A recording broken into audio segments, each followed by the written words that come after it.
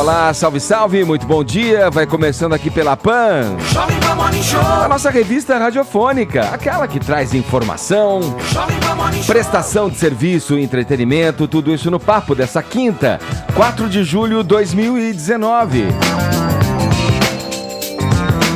Chama o VAR. Argentina pede explicações da arbitragem contra o Brasil e ainda critica a postura de Bolsonaro durante a partida.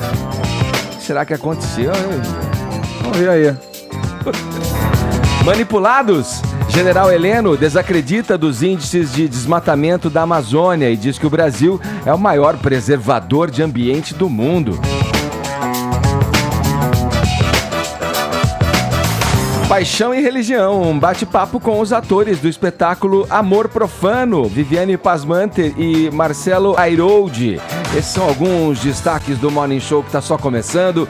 Você aí em casa, no seu home office, nos acompanhando. Você no carro, no trânsito das grandes cidades, acompanhando a programação da Jovem Pan e com a gente agora, a partir de agora, no Morning Show. Obrigado pelo prestígio. Vamos em frente, até às 11h30, seguimos por aqui. Bom dia, Paulinha. Bom dia, Edgar Piccoli. Tudo bom, queridona? Tudo bom, Ed. O que você manda aí? O que temos para a nossa hashtag? Olha. Que história você vai contar para embasar a nossa hashtag de hoje? A gente vai aí na onda dos nossos convidados, a Viviane Pasmanter e o Marcelo Airoldi. Eles protagonizam um casal, Ed, que se divorcia de um jeito trágico e depois de 20 anos, eles se reencontram para discutir ali os percalços do passado, os dilemas do presente, Edgar, e tudo isso ainda envolvendo questões de fé, Ed. Parece complicado, mas quando o assunto é amor, querido, às vezes as coisas se simplificam, não é? Eu não sei. É isso que eu quero saber de vocês aqui no Twitter com a nossa hashtag de hoje. Hashtag Amaré. Olha que beleza. O que é que você faz por amor, hein? Você lembra daquelas figurinhas do Amaré? Já colocaram aqui. O pessoal já relembrou isso. E eu quero a participação de vocês pra gente encher de amor a timeline desse Twitter, não é, Edgar? Hashtag Amaré. Será que é um clichê isso? O amor, né? Essa história de separar, depois voltar, rediscutir a relação, repensar a relação com outro grau de amadurecimento. Olha, não sei, o que vocês acham? Eu acho que tá tudo clichê? tão fluido hoje em dia, quer dizer, pros outros, não pra mim, tá muito bem na minha relação, mozão, beijo, mas assim, tá tudo tão fluido hoje em dia que as pessoas estão abrindo relação, estão poligâmicas, estão... O que era chifre não é mais chifre, é acordo, entendeu? Então também vai da receita de cada um. Falado, olha aqui. No mais, você pode nos acompanhar em imagens pelo aplicativo da PAN, também pelo nosso portal jp.com.br. Transmitimos também em nosso canal no YouTube, youtube.com/morningshowjp e também conteúdo extra para você nas mídias sociais. Estamos no Instagram e no Facebook. Passe pela nossa página, deixe o seu joinha que a gente fica amarradão e feliz da vida. Beleza? Todos convidados a passarem a próxima hora e meia colados aqui na PAN, porque o Morning tá só começando. Vou abrir o programa aqui falando de música, porque ontem à noite tivemos a premiação do MTV Miau. Eu quero saber aí da Paulinha, esses convidados de honra, né, dessas festas da música. Essas grandes festas. Você sabe que o MTV Miau, Ed, ele não é um prêmio exatamente de música. É bem variado, né? Ele amplifica, né? Exatamente. Diferente do VMB, né? Cultura pop, né? Exato, e ele tem aí algumas Lifestyle. Características que são bem de internet. Mas eu quero saber quem foram aí os apresentadores, quero detalhes, qual foi o show que, né, foi o show da noite, quem foram os premiados. Primeiro é bom lembrar que ontem aconteceu a gravação aqui em São Paulo, com todo esse buchicho e tal, mas hoje, às 10 da noite, que a MTV transmite aí as imagens e tudo do que aconteceu ontem. Então hoje tem imagens às 10. Fazia tempo que você não vinha ainda, Pena. Veio. Você apareceu, né? Agora hoje da deixou o Pena. cabelo grisalho, eu gosto, beleza. Você gostou? Isso aí, tudo pelo natural. E você sabe que não foi o Datena que apresentou o Miau, o que é estranho. Na verdade, a gente teve a Sabrina Sato e o Hugo Gloss, que substituíram o Whindersson Nunes, que também, enfim, seria ali a pessoa. pessoa, mas acabaram mudando os apresentadores. Teve um bando de convidados especiais e a questão ali do tapete pink, que é como eles chamaram, aqui ali a parte das celebridades entrando, foi legal, porque o pessoal trocou de roupa várias vezes, sabe? É de uma coisa bem celebrity, assim. Então tinha Fernanda Paes Leme com 3 trocas de roupa, Pablo Vittar também trocando roupas, Anitta trocando roupa para se apresentar e para chegar. Então teve todo esse momento celebridades, assim, Anitta né? trocando de roupa no palco com a Ludmilla, inclusive. Então. As duas trocaram de roupa. Tá vendo que loucura, Edgar? E fora isso, como você mesmo disse, tivemos as apresentações musicais, que foram muitas. Teve a Halsey, que foi a apresentação internacional, Anitta, Ludmilla, como aqui o Fefito falou, Vitor Clay, Ana Vitória, até o Thiago York apareceu, ele tá vivo, gente, tá tudo Foi bem surpresa? com ele, ele Aparição esteve surpresa? lá, ele também se apresentou. E o que chamou bastante atenção foi a primeira apresentação ao vivo do single novo do Emicida, o Amarelo, que é junto com a Pablo Vittar e também com o Majur, e foi super legal, porque é uma faixa muito emocionante, que conta com um sampler do Belchior, que diz: ano passado eu morri, mas esse ano eu não morro, né? A gente tá ouvindo aí um pouquinho, quer dar um sobe-som pra fazer um clima Ed? Deixa rolar então, aqui é o Belchior, ó. O começo é o Belchior, depois o refrão vira aí. Deus é brasileira e anda do meu lado, e assim já não posso sofrer no ano passado. Tenho sangrado demais. E até, se você for ver o clipe original lá do Emicida, na verdade a música começa com um depoimento muito forte de um conhecido do Emicida, como se fosse uma mensagem de voz, assim. Uma pessoa que tentou cometer o suicídio, pensou em suicídio. Então é muito forte mesmo, essa pessoa falando da sua luta, dos dias, de como se sente fracassado muitas vezes. É de arrepiar. Depois vai lá no YouTube, confere na íntegra. E a apresentação deles foi uma das que mais levantou a galera, exatamente por conter aí uma mensagem de diversidade, de força. Então mexeu com a galera, senhor Edgar. E aí a gente teve, claro, que os premiados. Eu vou falar aqui de alguns. A Pablo Vittar levou o prêmio de melhor artista musical do ano. A Anitta levou 3 prêmios, 2 para ela, clipe do ano e hino do ano. E pet do ano para o seu cachorro Plínio, que esteve por lá. Aliás, foi meio polêmico. Isso achei maravilhoso. A Pet do pessoa ano. levar um animal É nova, no essa show, categoria será que sempre foi teve, bom? porque MTV É o Miau. segundo É o ano, segundo né? ano desse É o segundo prêmio. ano. Mas assim, tem uma coisa maravilhosa sobre o Plínio, que ele chegou no tapete vermelho nos braços da Luísa Mel. A Anitta aproveitou a premiação para pedir doações para o Instituto da Luísa Mel, mas o que deu prêmio para o Plínio foram basicamente as notícias de que ele era alvo de um grupo de WhatsApp que tinha várias pessoas famosas que falavam mal da Anitta e até mesmo de seu cachorro Plínio. Essa foi a polêmica da noite, Fefito, ou teve mais? Ah, teve mais polêmica. É? A gente tava falando de Amarelo aí.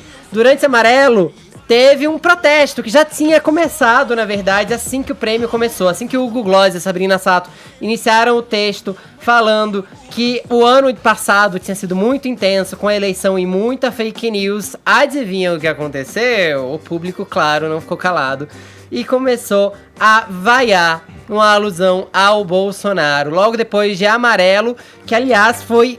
A música é um espetáculo, eu tô muito viciado. E eu tô muito viciado agora no trabalho da Majur, que é maravilhosa, uma artista trans lá da Bahia. Incrível, recomendo muito que se ouça. O Hugo Gloss, inclusive, chegou a dizer: aqui tem uma bicha preta e uma musa asiática. A diferença é o que nos conecta. E é isso mesmo, Hugo, tá certíssimo. A diferença é o que conecta a gente e a empatia também.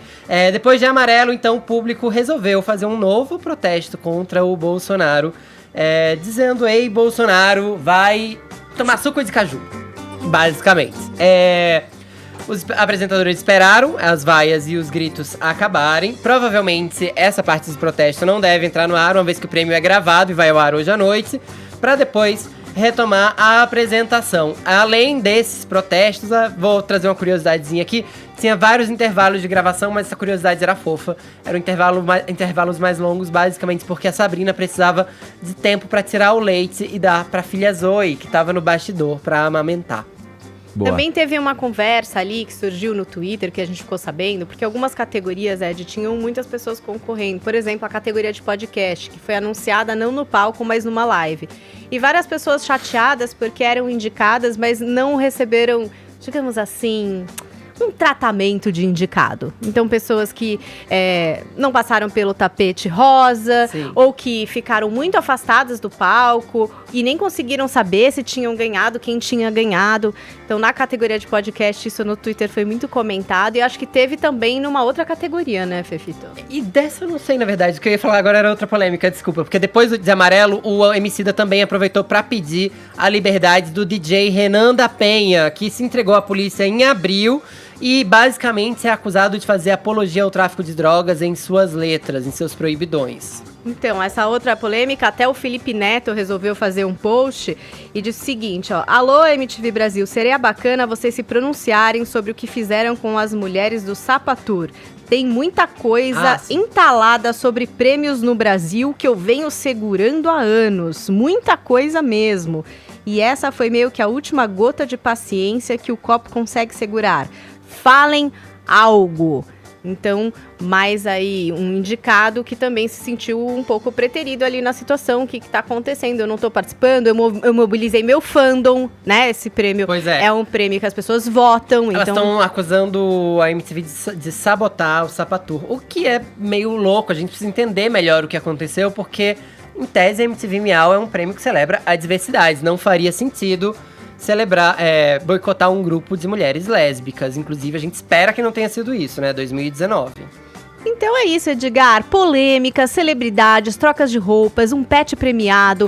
MTV Miau no seu 2º ano. Hoje à noite, às 10 horas, você confere aí todas as apresentações que aconteceram e todos os vencedores. Na Boa. época que você fazia Hã? a premiação da MTV Raiz, Não, VMB, não tinha essas coisas. Não. Se Música. organizava. As categorias excêntricas, digamos assim, ficava restrita à premiação do cinema, ao MTV Movie Awards. Que aí tinham lá melhor beijo, lembra? melhor vilão. Briga, Ainda tem, né? melhor vilão. Mas o VMB dava umas tretas também, porque tinha as Dava. categorias populares, então, sei lá, algumas bandas em alguns anos tinham um fandom tão grande que aí o fandom elegia na categoria. Então, sei lá, eu lembro do ano do Restart, que ganhou Nossa, um monte de vaiados. prêmio e era vaiado no palco.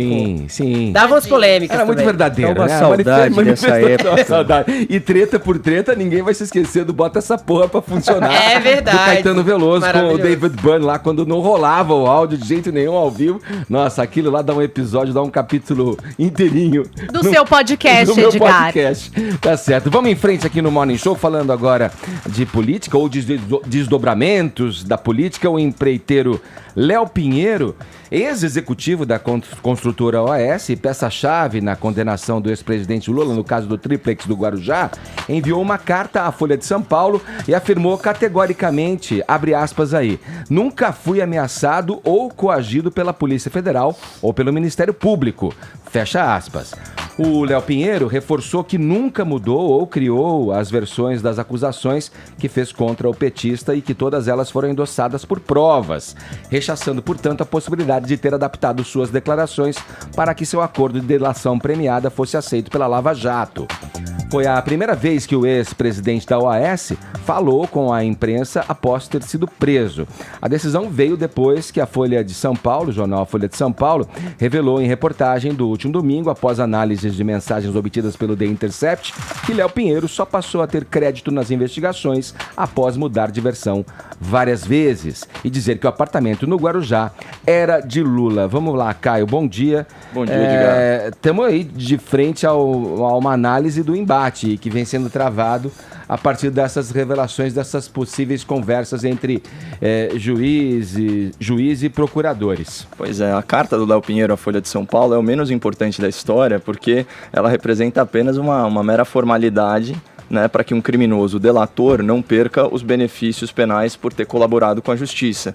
A carta foi enviada à Folha em resposta à matéria, como você bem disse, né, publicada em 30 de junho, que é intitulada, abre aspas, Lava Jato desconfiou de empreiteiro, pivô da prisão de Lula, indicam mensagens. É aqui que que mora a verdadeira polêmica. Essa reportagem, ou propaganda política, faz parte daquela colaboração ou conluio entre a Folha de São Paulo e o site panfletário militante The Intercept. Qual que é o importante nessa história? Nesse episódio dessa série cômica batizada de Vaza Jato, não há nenhuma mensagem atribuída ao então juiz Sérgio Moro, apenas aos procuradores federais da Força-Tarefa da Lava Jato. Portanto, aqui não se está em discussão parcialidade ou imparcialidade do juiz. Qual que é a notícia dessa matéria a qual eu me referia? Aqui eu vou abrir aspas para a Folha. As mensagens indicam que Léo Pinheiro, o delator, só passou a ser considerado merecedor de crédito após mudar diversas vezes sua versão sobre o apartamento triplex de Guarujá, que a empresa afirmou ter reformado para o líder petista.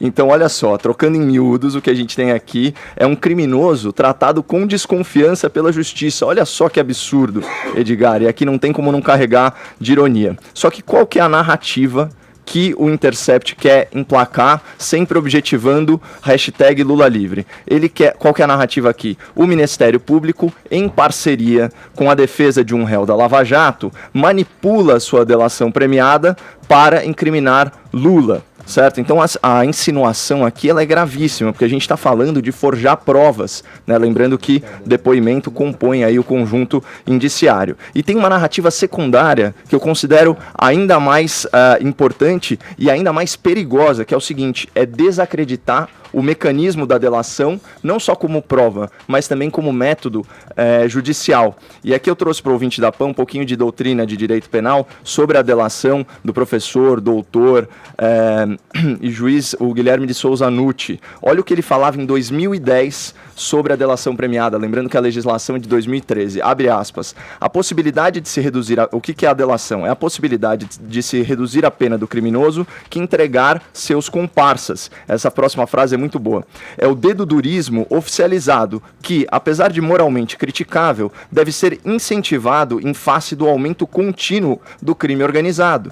É um mal necessário, pois trata-se da forma mais eficaz de se quebrar a espinha dorsal das quadrilhas, permitindo que um de seus membros possa se arrepender, entregando a atividade dos demais e proporcionando ao Estado resultados positivos no combate à criminalidade.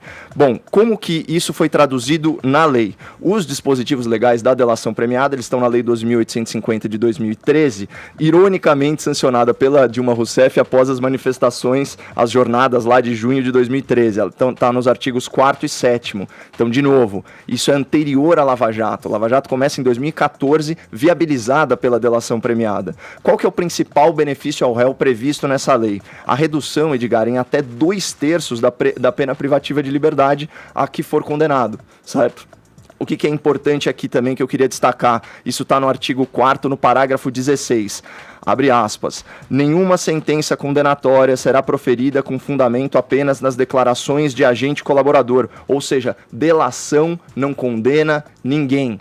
Delação não condena ninguém. É uma das provas.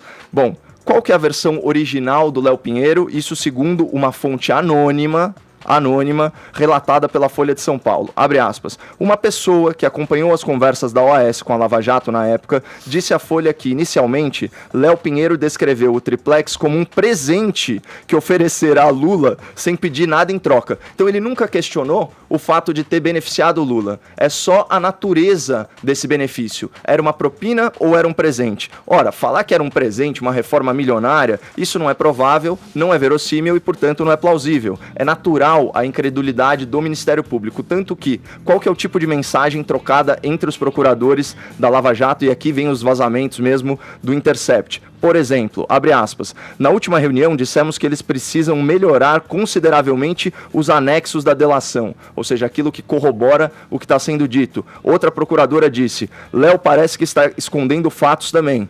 Então assim, nada de ruim.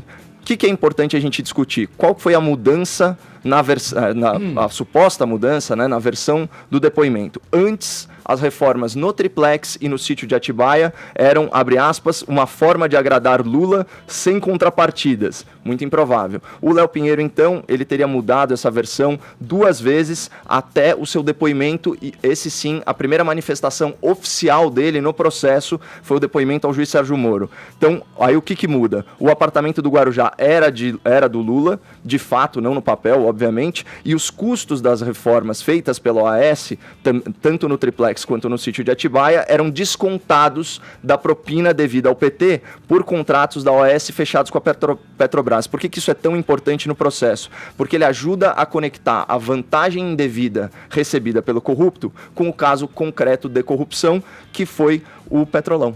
Esse conteúdo está nessa carta enviada pelo Léo Pinheiro à Folha, onde ele diz que isso seria abatido, como você ressaltou, da propina ali entre os negócios conquistados dentro do governo para a OAS, a empreiteira OAS, cujo presidente o ex-presidente é o Léo Pinheiro. Agora, tem uma questão que eu queria ouvir você a respeito, Caio, porque é o seguinte, eu acho que ele não mudaria mesmo. O discurso o que ele coloca de conteúdo na carta agora corrobora o discurso dele na delação premiada. Agora, isso me parece lógico, uma vez, aí sim, confirmando mudança de discurso, adequação, se a gente tomar por base esses diálogos como verdadeiros, esses diálogos da Intercept, onde os procuradores diziam não muito crédito no que dizia até então o Léo Pinheiro, e aí as desconfianças e as possíveis mudanças de argumento e de assunto, de conteúdo na delação do Léo Pinheiro. Agora, tem uma coisa que é o seguinte, normalmente, pelo que li, pelo que busquei me informar a respeito, o trâmite que demora mais é o trâmite do acordo entre você decidir que vai fazer uma delação, digamos, você, um corrupto pego em alguma ilicitude, decidir fazer a delação e a assinatura dessa alegação. Agora, é bom lembrar, e aí vem a minha pergunta que eu te repasso, é o seguinte, essa delação do Léo Pinheiro não está homologada. É uma delação que misteriosamente não foi para o STF, que tem que partir da PGR, que está na figura da Raquel Dodge, para o Supremo Tribunal Federal homologar e dar validade jurídica a essa delação. Primeiro, o porquê dessa demora e eu te pergunto o seguinte, se não está homologada ainda, tudo que se diz a respeito, tanto de um lado quanto das conversas dos procuradores divulgadas pelo Intercept, quanto pela carta do próprio Léo Pinheiro, tá tudo inválido juridicamente, não? Não, na verdade... Você não tem homologação ainda? Não, então tem uma distinção. O depoimento em si, ele vale. Até porque ele pode então até mudar, até ser homologado, ele pode ainda, digamos, se ele quiser ainda apresentar algum novo detalhe, ele pode. A homologação ela é muito mais importante para a concessão do benefício ao réu do que para a atribuição de validade ao que foi dito, certo? Então, por exemplo, independente disso estar sob colaboração premiada ou não, é um depoimento de uma pessoa envolvida no crime em si. Né? E você trouxe um ponto importante, né, Edgar? A gente está falando de um criminoso corrupto. A corrupção ela é filha da mentira. Então, é natural que um delator tenha sua credibilidade sempre posta em dúvida pelo Ministério Público e que haja certo descrédito e descrença por parte das autoridades nas primeiras versões, até porque o impulso natural do criminoso não é dedurar os seus comparsas, especialmente se ele é um ex-presidente da República. Eu separei aqui alguns trechos da carta do Léo Pinheiro, eu separei 3 trechos que eu achei muito interessantes. O primeiro fala sobre a questão das provas, né? Abre aspas para Léo Pinheiro para a Folha de São Paulo. Não há como eu, Léo Pinheiro, ter apresentado versões distintas, já que o material probatório é bem anterior à decretação da minha prisão. Aqui você tem uma mentira e uma verdade. A mentira é o seguinte, você pode sim mudar as suas versões. Isso acontece. Inclusive parece ter sido o caso, né? Primeiro ele falava que era um presente sem contrapartida e depois ele confessa que isso fazia parte de um esquema maior de propina. Que agora seria abatido das propinas. De fato, você não consegue contrariar as provas do caso concreto, ou seja, foi feita uma reforma sob medida para a família Lula, a família Lula tinha o contrato, uma minuta do contrato de gaveta de propriedade do imóvel no seu apartamento, tem foto do ex-presidente lá, isso não dá para mudar. Aí ele fala, falando daquele tema do conjunto indiciário, sobre o que é ser real proprietário, ele diz o seguinte, Léo, o apartamento nunca tinha sido colocado à venda porque o ex-presidente Lula era seu real proprietário. E finalmente justamente o terceiro trecho, né? Reformas não são presentes, são propina, né? Aliás, eu lembrei até da origem dessa palavra, né? Em espanhol, propina é gorjeta. Aqui a gente tem outra conotação. Abre aspas para o Léo. Preciso dizer que as reformas não foram um presente. Então esse é o ponto central. E lembrar que tudo isso é fruto de ali na origem da coisa toda, de que a OAS incorporaria esse passivo, quer dizer, não incorporaria esse passivo, está na carta dele, do Bancorp, que era uma cooperativa, né, para moradias, enfim, para os sindicatos, né, era uma cooperativa do sindicato para aquisição de moradias, enfim. E ele não assumiria esse passivo, que eram ali dívidas judiciais, e que tudo era mesmo fruto de uma negociação e que isso seria descontado, mais uma vez, coloco aqui, da propina, dos valores ali negociados em propina, contratos com a Petrobras, né? Agora, eu tenho um complemento também para a informação que você deu ao ouvinte sobre... Só para ficar claro, assim, eu não sei se é por um ato falho, mas assim, ou se entendi mal, você falou, a delação não é prova em si. Não. A delação é um instrumento utilizado para que a partir dela se busque provas que enrobusteçam o processo jurídico. Na verdade, ela é prova, mas ela não é prova cabal. Então ela depende de outras... Então, ela só funciona se você conseguir confirmar o que você está dizendo. Exatamente. E não só isso também, né? Aqui, só para complementar, eu estava vendo a cronologia do caso, né? De fato, a versão final da delação, que é aquela apresentada ao depoimento ao Sérgio Moro em 2017, ela é do começo de 2018. Então, no final de 2018, na verdade, foi quando o delator fechou o acordo com a Procuradoria da Lava Jato. Só que a PGR, né, na figura da Procuradora-Geral Raquel Dodge, misteriosamente, ainda sequer encaminhou para homologação no STF. Isso está pelo menos há 5 meses na mão da... E o benefício que o Ministério Público pediu, né, em favor do réu colaborador, em favor do Léo Pinheiro, ao juiz Moro, à época, foi que ele reduzisse pela metade a pena do empreiteiro, tá? Por essa colaboração.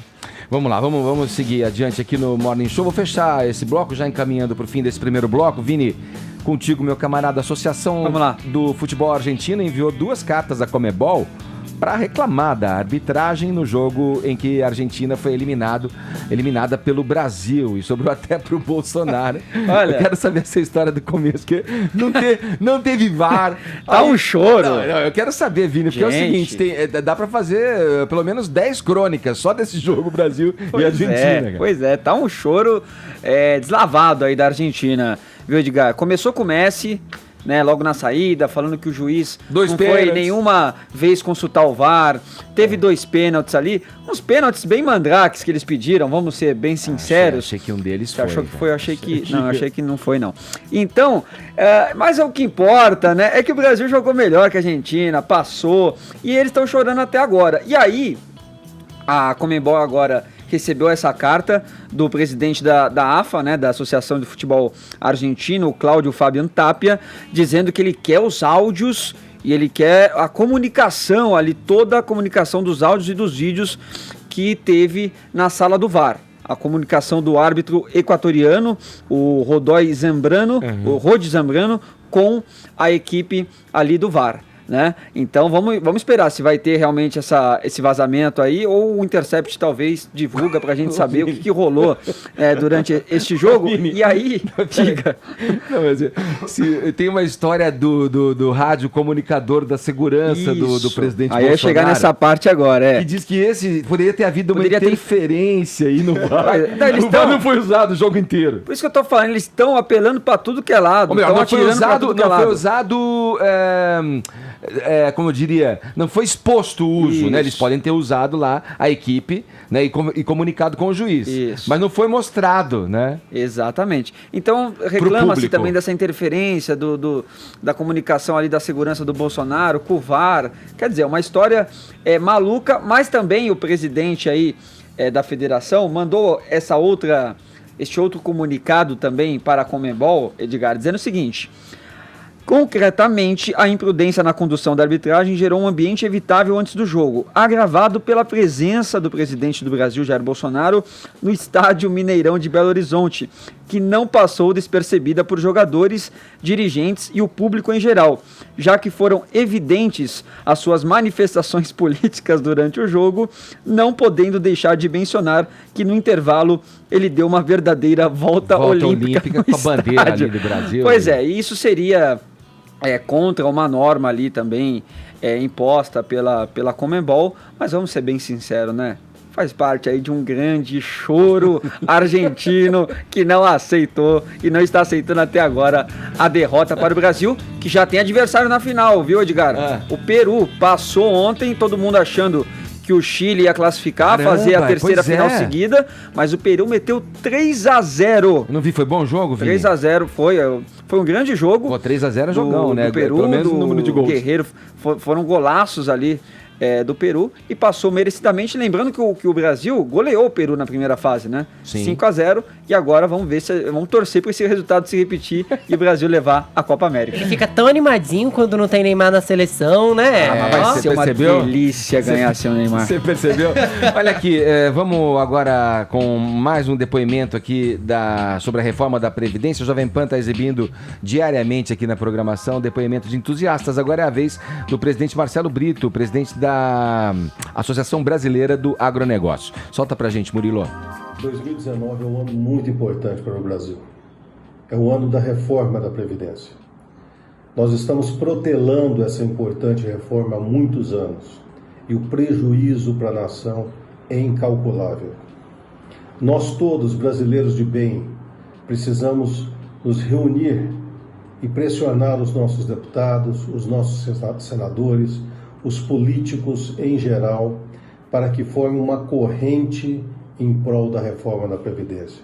Não qualquer reforma, mas a reforma que o Brasil precisa dentro de condições adequadas. Essa reforma é premente, é urgente e é importantíssima. Não deixemos que vire moeda de negociação entre pessoas que não têm compromisso com o Brasil.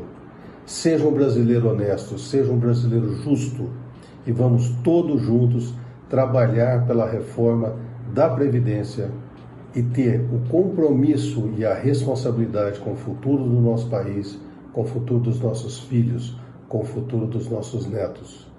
Vamos lá, todos juntos. Reforma da Previdência é importante e depende da nossa pressão para que ela aconteça de forma correta, de forma rápida, da forma como o nosso país tanto precisa. Obrigado. Nova Previdência. Justa para todos. Urgente para o Brasil. Agora 10h36, horário de Brasília.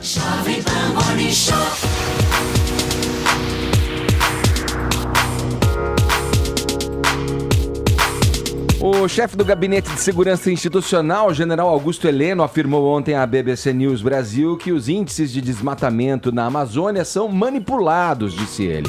Abre aspas. A Amazônia é brasileira e quem tem que cuidar dela somos nós. Se você somar os percentuais que já anunciaram até hoje de desmatamento, a Amazônia seria um deserto. E os países que nos querem cobrar o comportamento que eles acham correto nunca seguiram esse comportamento. O maior preservador do do ambiente no mundo é o Brasil, fecha aspas aí do General Heleno. Ontem o Instituto Nacional de Pesquisas Espaciais divulgou um estudo em que revela que o desmatamento avançou 88% em junho. Vamos aos detalhes para entender melhor esses dados na reportagem da Nani Cox. O desmatamento na Amazônia bateu recorde em junho e registrou o pior mês dos últimos 4 anos, de acordo com o sistema Terra Brasilis. A área devastada na região foi de 920,4 km², um avanço de 88% na comparação com o mesmo período do ano passado. Somente no último domingo, mais de 150 km² de floresta foram destruídos. A ministra da Agricultura concordou que é um avanço muito alto para um intervalo de 30 dias. Tereza Cristina, no entanto, afirmou que esses dados precisam ser observados com atenção. Tecnicamente falando, você tem um período que você tem mais nuvens e que aí, às vezes, você não consegue detectar todo o panorama, toda a paisagem da Amazônia, lá de onde está sendo visto. Mas isso tem que ser apurado. o Ministério do Meio Ambiente está fazendo isso, é percentagem. Então, você tem que saber o que ele significa dentro de um espaço de tempo aí maior. O Sistema Terra Brasilis, do Instituto Nacional de Pesquisas Espaciais, inseriu 2.903 alertas de desmatamento na Amazônia durante o mês passado. De acordo com os dados, quase toda a devastação foi registrada nos estados do Pará, Amazonas, Mato Grosso e Rondônia. Do total, o Pará foi responsável pela destruição de 48,4%. O Amazonas desmatou 21%, enquanto o Mato Grosso ficou um pouco acima dos 16,5% e Rondônia 10,81%. Desculpa, Fefita, vai lá. Olha, tem mais dados aqui do INPE, do Instituto Nacional de Pesquisas Espaciais. A floresta perdeu 762 quilômetros quadrados de mata nativa. Isso no mês passado, né, em junho. Isso é o equivalente a 2 vezes a área da cidade de Belo Horizonte. Em um mês, 2 Belo Horizontes foram perdidas na Amazônia. No mesmo período do ano passado, o número era de 488,4 quilômetros quadrados. Então, a gente viu a Amazônia ter uma redução aproximadamente de 1,5 vezes o território da cidade de São Paulo. É o pior registro desde 2016. E só completando, as pessoas acham um pouco esquisito que países que talvez desmatem mais falem da Amazônia, mas a Amazônia é nossa, né? Nem todo país tem uma Amazônia. E eu acho que a gente também não tem que se fiar pelos projetos de desmatamento dos outros. A gente tem que parar, tem que dar um belo e daí para os outros e parar para se ligar que a gente tem que cuidar do que é nosso. Isso, você acabou se avançando um pouco no teu comentário, eu ia repercutir um pouco ainda na bancada isso, Fefito, ainda sobre as declarações do general Augusto Heleno. O INPE, esse órgão que você citou aí, afirmou que essa transparência e a consistência da metodologia do órgão são reconhecidas internacionalmente e que o sistema permite avaliações independentes de qualquer pessoa ou instituição. Heleno não quis comentar especificamente os dados desse estudo, mas disse que eles merecem certa reserva. E aí, vamos lá, agora sim. Eu entendo assim, você falou, o Caio traz sempre uma frase aqui, né? O slogan, né? O slogan, né? Farms here, forests there, né? Que eu preferiria que as forests continuassem aqui, né? E as forests continuassem anywhere, né, Paulinho? E as farms também. Como a gente brinca. Mas, olha, eu vou falar pela experiência, assim, eu não tenho a confirmação disso, mas conversando com um amigo que é do setor do agronegócio, que é do setor da agropecuária, um veterinário renomado, com trabalhos aqui em São Paulo, desde o Jockey Club, trabalhos em campo, em fazendas, hoje atua numa indústria química veterinária, e que me conversando sobre isso, batendo um papo sobre esse tema, ele me disse o seguinte: o Brasil hoje, não basta, ele já é o maior produtor de proteína animal do mundo, exportando para as grandes nações do mundo, China, Europa. Quando você fala das cifras e dos volumes, é uma coisa astronômica mesmo que o Brasil exporta de proteína animal. Ele me falou o seguinte: com o que existe hoje de áreas destinadas, ou seja, pasto, porque diferente dos Estados Unidos, lá eles têm um sistema de confinamento do gado, e aqui no Brasil, a nossa tradição e o nosso sistema é do boi solto, do boi que pasta ali, né? Come o mato, a grama e fica livre.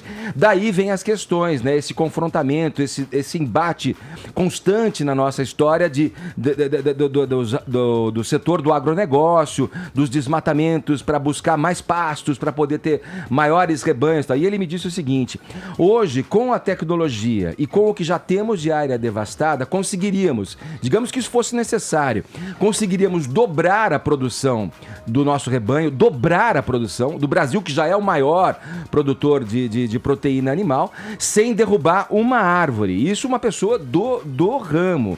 Então é um embate antigo, eu acho que tem mesmo muita gente de olho na Amazônia. Concordo quando o Fefito diz o seguinte: não é por base de uma política errada do passado, de nações que hoje compõem aí o bloco do primeiro mundo, que a gente deve se fiar também aqui no Brasil. Eu acho que cada país tem a sua particularidade, a sua característica, e o Brasil tem sim essa responsabilidade com o meio ambiente, que aliás foi um ministério, vocês devem se lembrar, foi ameaçado de ser extinto. Sim.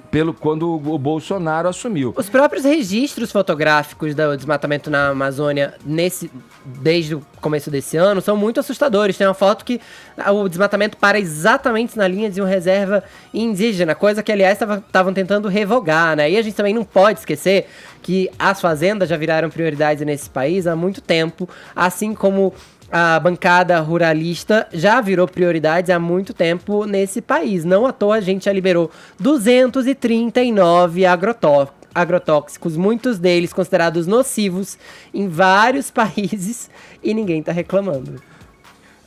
Eu queria, na verdade, fazer um comentário sobre o seu comentário, Edgar, porque eu achei muito interessante. Você falou do potencial do agro, né? Você pega a expectativa da OCDE, é que a demanda por alimentos ela aumente aí 20% em 10 anos, em uma década, né? Aqui o Brasil, ele tem potencial para alimentar 1/4 da humanidade, né, usando menos de 2%, na verdade 1,7% da superfície do planeta, exatamente como a sua fonte colocou. E a previsão é que a população humana ela continue aí crescendo e bata a marca de 10 bilhões de pessoas até 2050.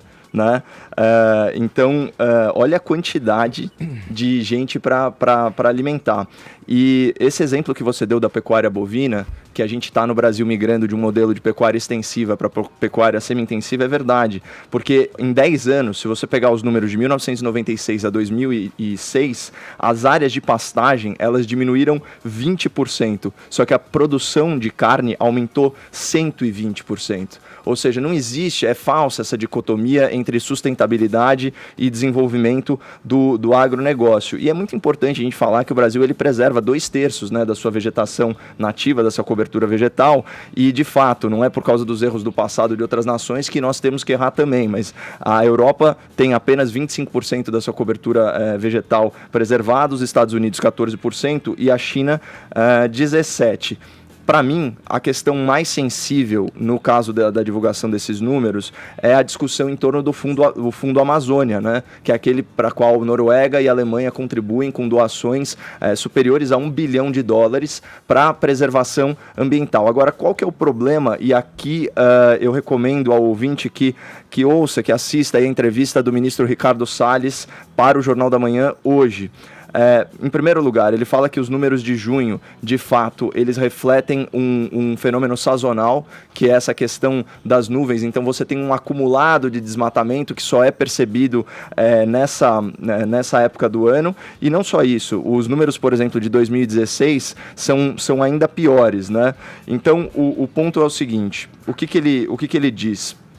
Essa doação para o Brasil deveria ser de livre disposição dos recursos, até porque esse dinheiro é depositado em banco público, né, no BNDES. E ele tem um problema a questão do governo brasileiro é com o sistema de governança desse fundo, porque só 1/3 do poder de decisão está nas mãos do governo, que em última análise é o beneficiário da decisão, certo? O resto está na sociedade civil, outros órgãos, esse tipo de coisa. Só que mais da metade dessa verba, ela vai para contratos com ONGs que não necessariamente estão alinhadas com as políticas de meio ambiente do governo. Eu vou dar um exemplo. Imagina que você tem uma ONG financiada pelo Fundo Amazônia que pregue, por exemplo, o aumento das áreas reservadas a indígenas. Ora, esse governo ele foi eleito com base na premissa de que não vai ceder 1 centímetro a mais em reservas indígenas. Então, é esse tipo de questão que está em discussão aqui, que é, em última análise, uma questão de soberania. Por enquanto, a gente ainda não perdeu o fundo, as negociações estão indo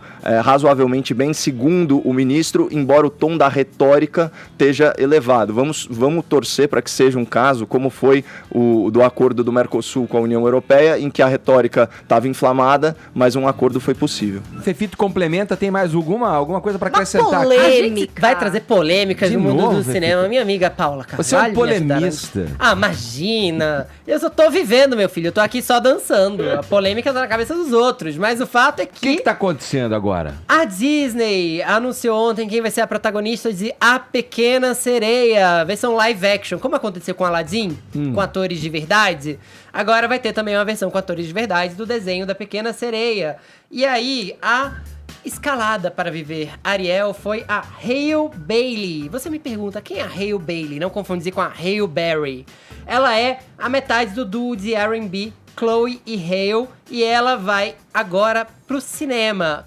tudo certo não fosse um detalhe. Ela é negra. Então, claro, que aquele chorume básico nas redes sociais já começou, porque afinal de contas, onde já se viu a Ariel ser interpretada por uma mulher negra, que nem é ruiva, como se cabelos não pudessem ser pintados e como se sereias existissem, não é mesmo? Me diga você aí de casa, quantas sereias você já viu? Eu não vi nenhuma, pelo menos. Caralho, caramba. Ó, Uau! Bom dia, São Paulo! Olha aí. Passado. desculpa, Tá passado. desculpa, é que a gente esquece às vezes, a gente tá numa conversa Você tão acha que você informal. tá no bar, que a gente tá né? achando que Mas eu tô na no bar. verdade é pra todo o Brasil, sei Perdão, lá. escapou. Mas você vê que disparate esse tipo de polêmica ainda, Pois né? é. Como é que pode um negócio desse, né? Que Pois poderia ser muito bem resolvido chamando a Isis Valverde. É. Já tem experiência Em como ser sereia. sereia. Como da sereia, sereia, pois você dá pena. Mas eu acho importante também pra discutir o racismo e também porque as máscaras caem nessa hora, você vê que aquele cidadão de bem, no fim das contas, não é tão de bem quanto ele mesmo pensa, não é mesmo? As redes sociais são uma grande prova disso. A Hale já apareceu em filmes como As Férias da Minha Vida e nas séries Austin and Ali e Grownish. Ela tem 19 anos de idade. E canta para caramba, Pra que é caramba, muito pra importante caramba. pra fazer a Ariel, né, gente? E Canta vamos pra dar caramba. aqui um grande aviso para você que está aí reclamando da escalação de Ariel, sem nem ao menos ter visto um filme que sequer foi feito ainda. Sereias não existem. Conforme, se elas podem ser do jeito que a gente quiser. Só pra completar, o elenco tem ainda, olha só, o Jacob Tremblay na voz do Linguado, a Aquafina na voz do Sabidão e a Melissa McCarthy como a Úrsula, a vilã. Ai, vai ser demais. E a direção é do Rob Marshall, de O Retorno de Mary Poppins, Chicago, especializado em musicais. Tem tudo pra dar certo. E as letras do Lin-Manuel Miranda, que fez Mary Poppins, O Retorno, maravilhoso. O da Pena, você acredita nessa história aí do Vitor? Falou que sereias não existem, não? Você já viu sereia, né? Evidente que existe. Olha, E agora você eu tô caiu no depois- canto da sereia. Depois já. que eu assisti o Elton John, acho que eu vou fazer um filme sobre a minha vida também. Você assistiria? Olha, Claro, é. claro. Nossa, dá pena. Só o vai ser Aladdin já legal. passou 800 milhões de bilheteria, 800 milhões de dólares. E o Rocketman também é um grande sucesso de bilheteria. Da Acho que vale a pena pena. urgente. Aí, hora 11 certa. e o horário de Brasília.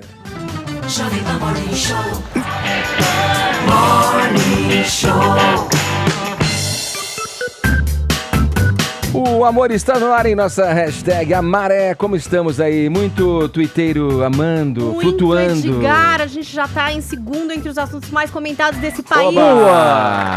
Isso aí, que beleza, hein? E o que é que as pessoas estão dizendo que é amar aqui? Jonathan Fernandes, hashtag amar é respeitar, é criticar, é se preocupar, é querer o bem de quem você ama, ainda que esta escolha seu próprio caminho. É querer o bem e a felicidade de quem você ama, ainda que não seja com você. Marina, te amo e para sempre te amarei. Tomou um pé na bunda esse. Jonathan, eu sou solidário a eu li você, pra Jonathan. ver se Marina te dá uma chance, Uma chance, querido. uma nova Dá chance. uma chance, Marina. Vai, Marina. Marina, Tem um manda emoji uma de coração mensagem pra partido, ele. né? Lindo que o Jonathan falou. Ah, Ele lá. merece, Gostei, merece uma gostei. chance. A Vânia também tá aqui, hashtag amaré, levar seu vira-lata pra todo canto. Posto de gasolina, praia, verdureiro, só pra aproveitar todo o tempo que temos juntos ao máximo. E tem uma foto incrível aí do companheirinho da Vânia. Obrigada Muito por legal. participar, gente. Continua aqui na tag, hein? Olha aí, ó, um casal, falando em amor, olha aqui, escutem essa história. Um casal criado em uma comunidade ultra-ortodoxa judaica em Jerusalém se divorcia após o casamento entrar em uma crise de fé. 20 anos depois, eles têm a oportunidade de se reencontrar e confrontar as escolhas do passado. Paixão, mágoas, família e religião são colocados à prova nessa história intrigante. Será que as diferenças mais profundas serão superadas pelo amor?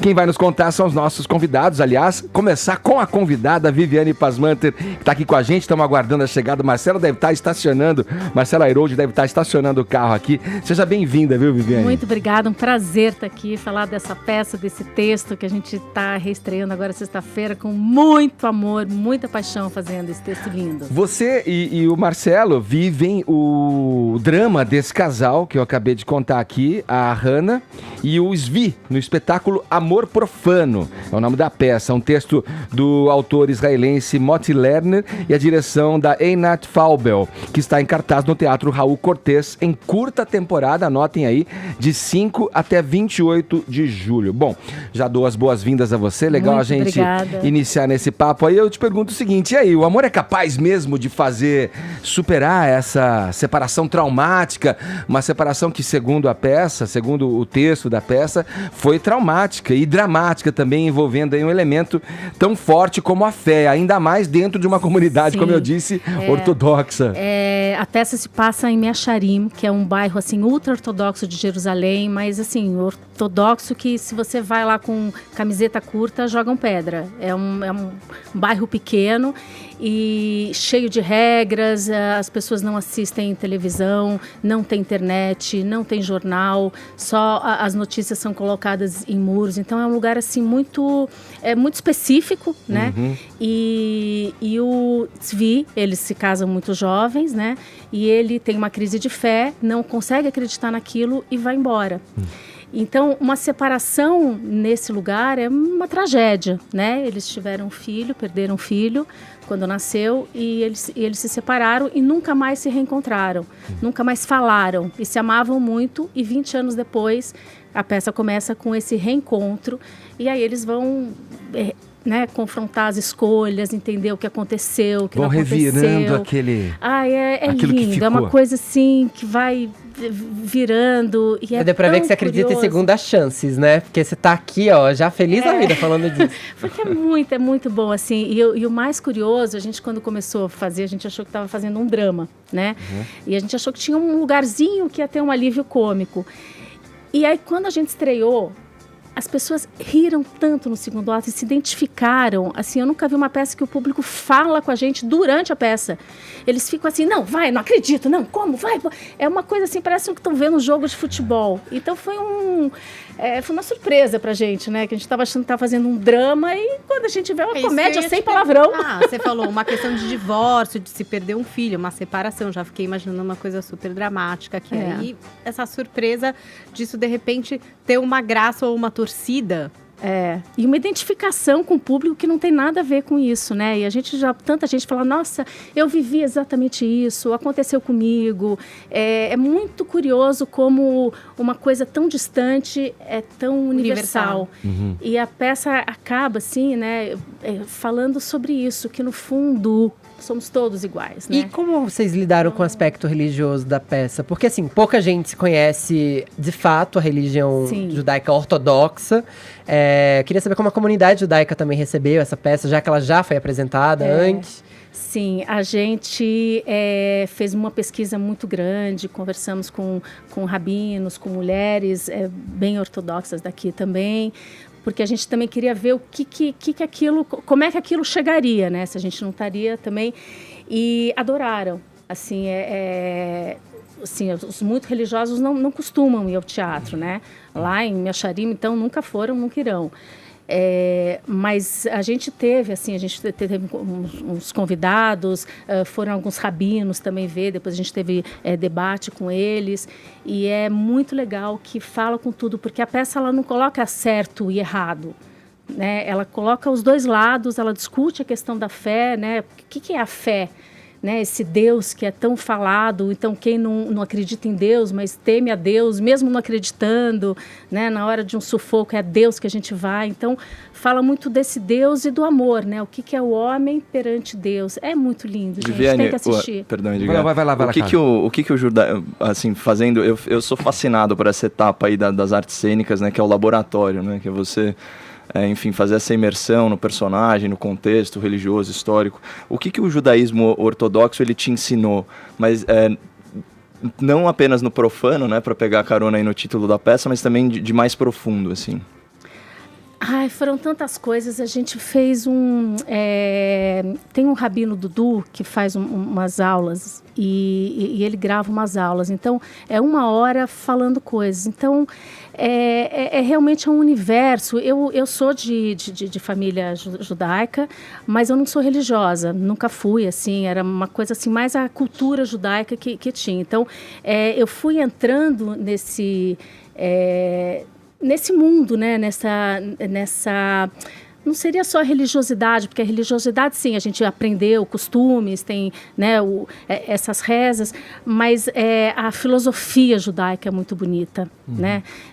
O que fala sobre o amor, o que fala sobre as escolhas, é muito bonito, assim. Foram muitas aulas que eu escutei desse rabino. Tem uma coisa aqui que fala que achei muito legal, né? Que o amor é uma escolha. Aqui a gente acha que tem que amar uma pessoa para daí escolher casar. E lá não. Lá eles escolhem e aí amam.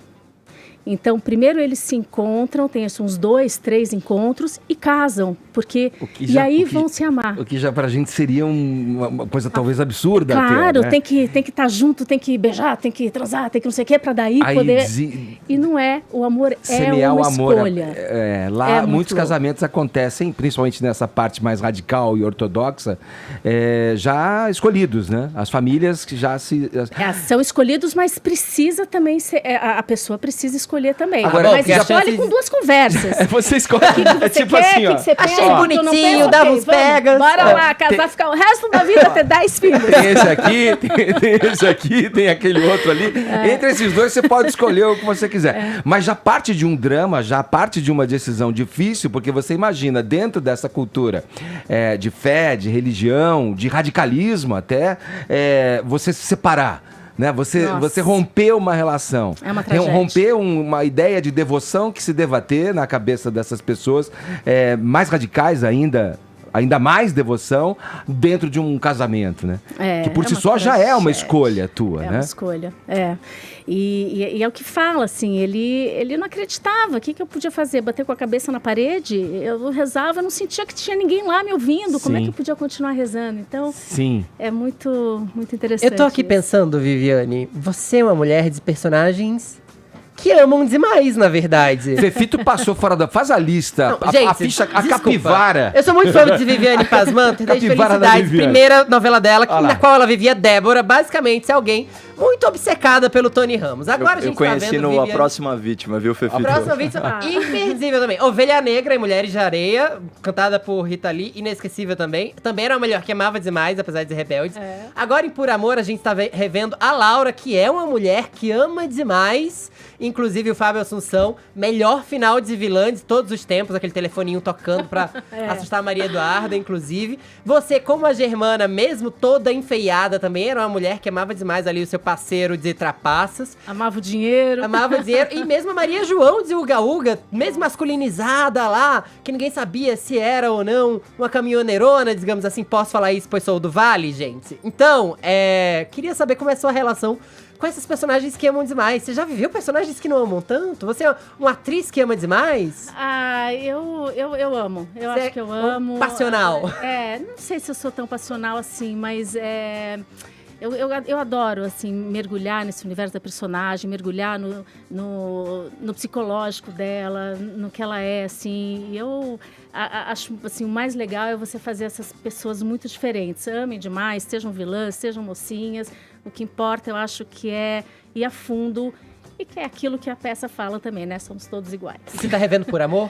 Eu tô revendo quando posso Por Amor, que é muito legal, que também é uma coisa curiosa que... na época que passou, as pessoas odiavam a Eduarda, né, que era rival, e a Laura, que era a vilã, era super, né, uau, eu gosto da Laura, que é esse Eduardo. E hoje, assim, pelo que a gente vê, o que as pessoas falam, mudou completamente. Porque todo mundo descobriu que o personagem de Fábio Assunção é um banana, a culpa não era delas.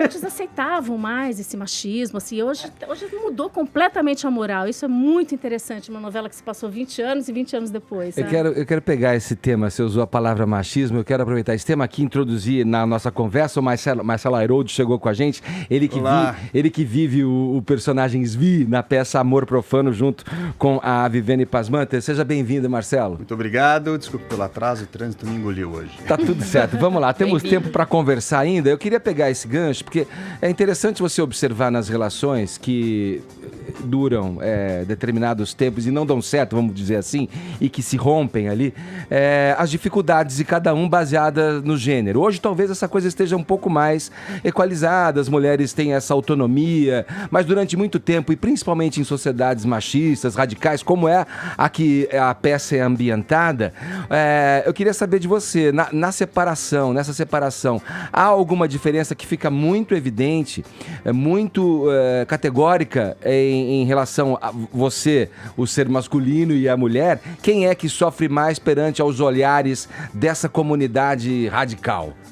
O que acontece com o Tzvi e a Hannah, a separação deles não tem necessariamente a ver com as características do machismo ou do feminismo ou da defesa da mulher ou do homem na religião judaica. Tem a ver com um grande desencontro amoroso e num debate sobre seguir regras religiosas ou seguir regras do mundo, vamos dizer assim. O Tzvi é um cara que saiu para o mundo e segue as suas próprias regras. Tão fanático quanto a Hannah, ele é nos seus caminhos, no que ele resolveu seguir como liberdade.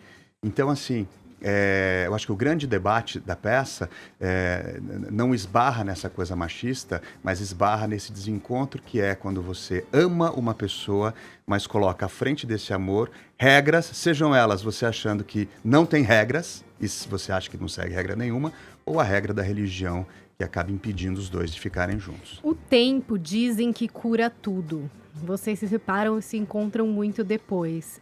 É um ingrediente importante para esse reencontro, esse tempo passado? No caso deles, o tempo não curou, né? Porque também foram separados, eles não tiveram chance de elaborar isso, né? E eles se amavam.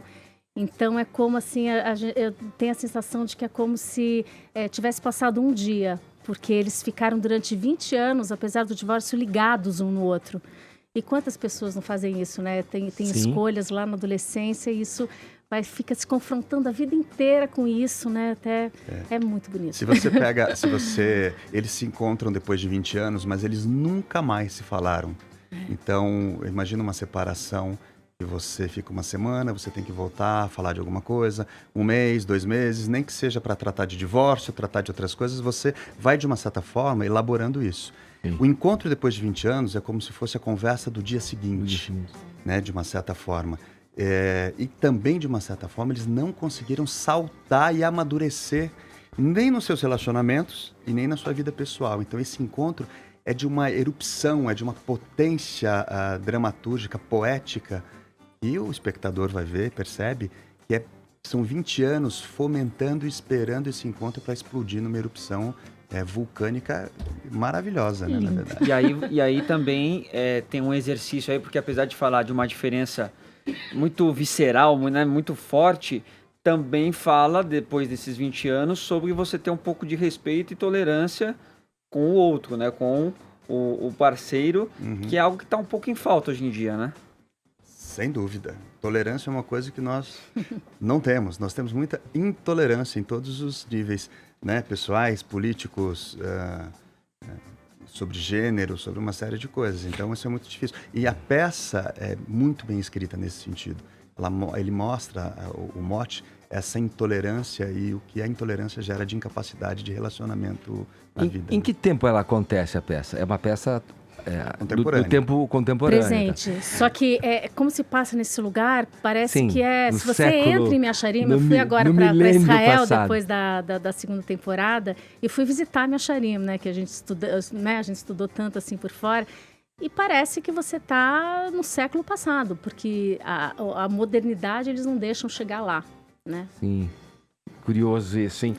Bom, vai lá. Eu queria fazer uma pergunta pra Viviane, que não tem a ver com a peça, mas desculpa. Jornalista que cobre televisão há muito tempo também, eu precisava saber disso. Você vai conseguir algo inédito na história das novelas brasileiras. É muito raro a gente ver uma personagem voltar em outra novela. Acho que o único que conseguiu isso foi o Cacá Carvalho com Jamanta. E a sua personagem Germana em Novo Mundo, que te enfeiou... Eu achei que você ainda continuou uma gracinha, mas te enfeiou. E eu acho que é um divisor de águas na sua carreira, porque foi muito sucesso, exatamente. Ela volta agora numa novela sobre Dom Pedro II, nos tempos do Imperador. Como é que vai ser isso? Você volta mesmo? Você fica a novela inteira? Ela volta. 30 anos mais velha, então aquela enfeiada coisinha...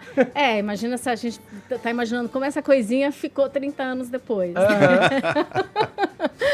Vai ser, acho que, muito, muito legal. Muito desafio também, né? Agora fazer uma velhinha, né? E acho que... Trapaceira. Trapaceira. Vai ser bem difícil, acho que essa caracterização, né? Mas vamos lá, tô super animada. E acho que vai ser bem legal. Não sei se ela fica a novela toda ou porque depois acho que a novela, sei lá, em algum... ali no meio vai ter uma passagem de tempo. Aí não sei se a Germana aguenta mais tempo. Mais 30 anos. Mas dá é legal, dá para vocês dizerem agora. pra gente, dá para vocês colocarem pra gente que tipo de conflito fez com que esse casal não seguisse adiante? Enquanto casal, né? Se é uma peça contemporânea, embora vivida num ambiente onde a tradição deve prevalecer, as regras devem prevalecer. Quando você fala em união, imagino eu, nesse momento em que a gente vive, você fala em regra, é complicado, embora esteja implícitas certas abdicações, convenções dentro de uma relação. Tá tudo ali. Mas quando você coloca a regra, parece que as pessoas já têm uma aversão ali. Quais eram os tipos de conflito que vocês tinham inseridos nessa sociedade ultra radical aí? Porque hoje, se você fala, poxa, teve uma traição, o interesse por outra pessoa, ou mesmo a autonomia, a conquista feminina, que causa ali um desconforto ainda no homem. Nessa sociedade radical, nessa sociedade tradicional judaica, que tipo de conflito foi determinante para que vocês decidissem não seguir mais juntos enquanto casal? Principalmente diante da perspectiva da fé, que a peça aborda muito, né? O olhar divino, enfim. Eu acho que a fé, né? O fato do Tzvi ter problemas com a fé, porque não sei se a gente também pode dar spoiler, né? Mas a mãe dele se suicidou quando ele era jovem também. Então isso ele acaba tendo quase uma disputa com Deus, né?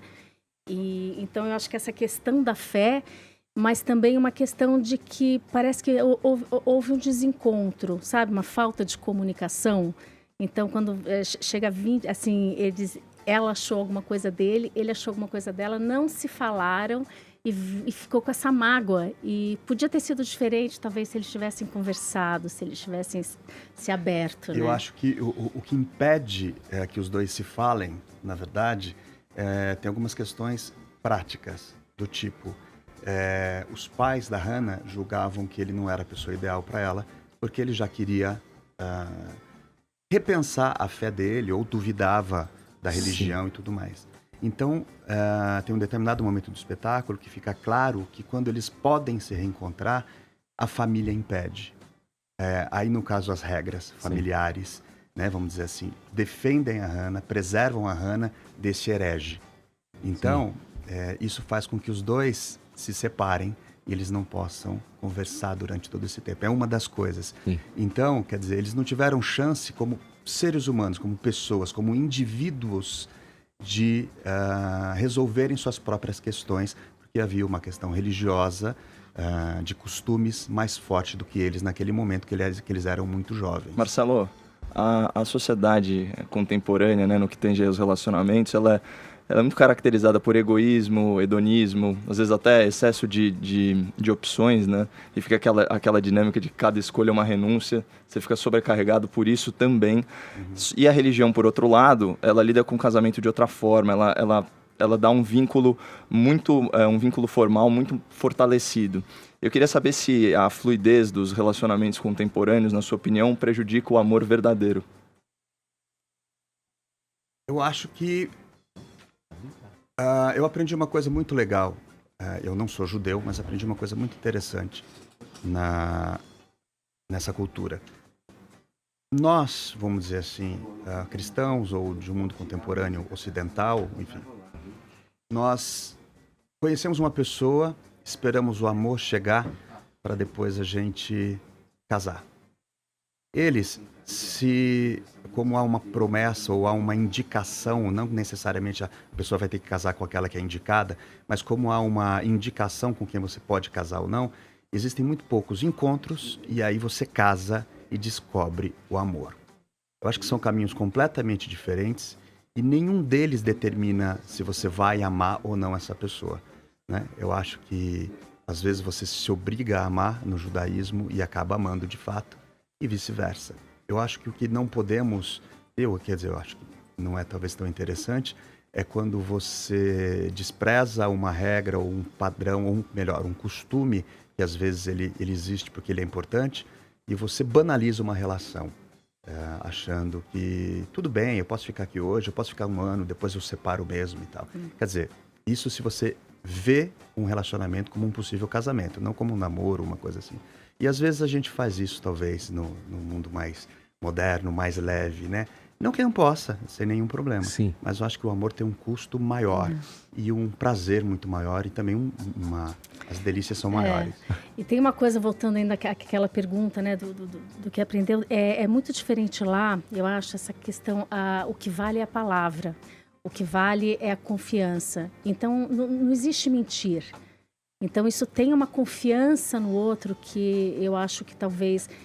Aqui, né, esse mundo contemporâneo, a gente já não tem mais isso, né? E acho que faz toda a diferença num relacionamento. Olha, eu acho que essa peça aí, o interesse, só de ouvir vocês falarem, já desperta o interesse, porque não sei se leio errado, mas detecto aí duas coisas muito interessantes que vocês colocaram aí, né? Que o amor é uma coisa que se constrói. Muitas vezes as pessoas o amor já está pronto e você não precisa mais ligar para ele, né? Tem a metáfora da plantinha ali, que você tem que cuidar desse amor para fazê-lo germinar ali e tal. E outra coisa interessante, eu acabei sendo traído pela lógica e pelo clichê quando anunciávamos aqui no início do programa o tema e a conversa com vocês. Eu falei assim, bom, deve ser interessante observar esse amor depois de 20 anos, né, que vocês ficam separados, eles se reencontrarem mais maduros, mas não é o caso, né?